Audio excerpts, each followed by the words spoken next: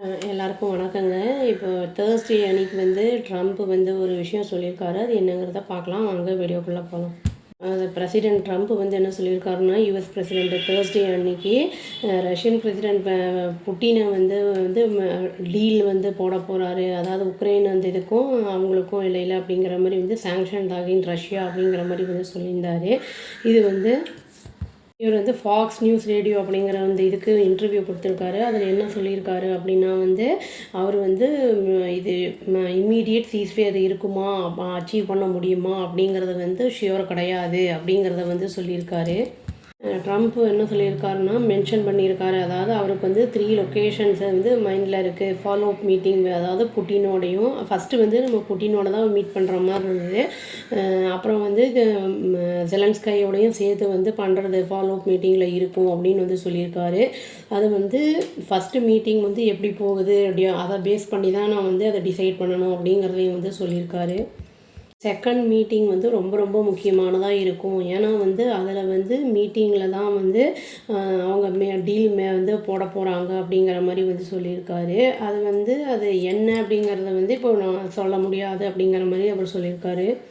Bad term கிடையாது அப்படிங்கிறதையும் சொல்லியிருக்காரு. இன்னொரு விஷயம் வந்து இது வந்து இது வந்து ரஷ்யன் பிரசிடெண்ட்டை மீட் பண்ணுறதுக்கு முன்னாடி நடந்தது.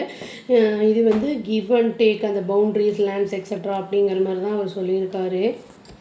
ஃபஸ்ட்டு மீட்டிங்கில் வந்து அவர் என்ன வந்து ப்ரிடிக்ட் பண்ணியிருக்காருன்னா 25% சான்ஸ் வந்து, அதாவது மீட்டிங் வந்து சக்ஸஸ்ஃபுல் ஆகிறதுக்கு வாய்ப்புகள் இல்லை அப்படிங்கிறது தான் வந்து அவர் சொல்லியிருக்காரு.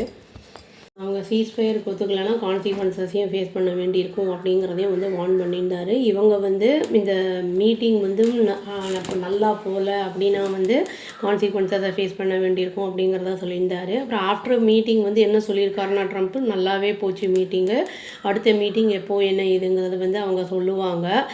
இந்தியாவும் வந்து இவங்க மீட்டிங்கை வந்து ரொம்ப அப்ரிஷியேட் பண்ணியிருக்காங்க, சப்போர்ட் பண்ணுறோம் நாங்கள் அப்படின்னு வந்து சொல்லியிருக்காங்க.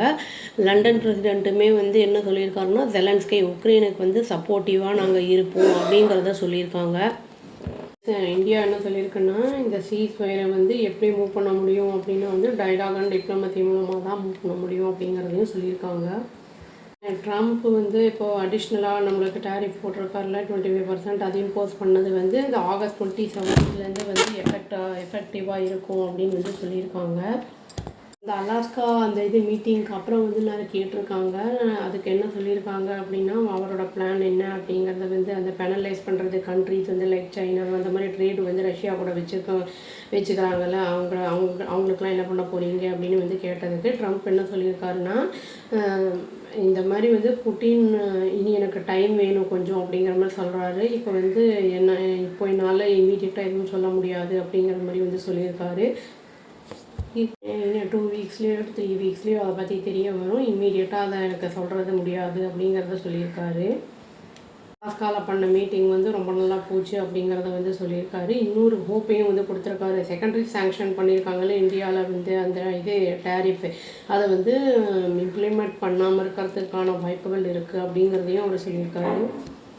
ட்ரெஷரி செக்ரட்டரி என்ன சொல்லியிருந்திருக்காரு அப்படின்னா, அந்த மீட்டிங் சப்போஸ் ஒரு வேளை நல்லா போகாமல் இருந்திருந்ததுன்னா இனியுமே வந்து அந்த சாங்ஷன்ஸ் இந்தியாவில் இருக்கிறது நல்லா ஜாஸ்தியாக போக வாய்ப்பு இருந்திருக்கு அப்படின்னு வந்து சொல்லியிருக்காரு. பட் நல்லா போனதுனால வந்து ரெடியூஸ் ஆகிறதுக்கான வாய்ப்புகளும் இருக்குது அப்படிங்கிறத சொல்லியிருக்காங்க.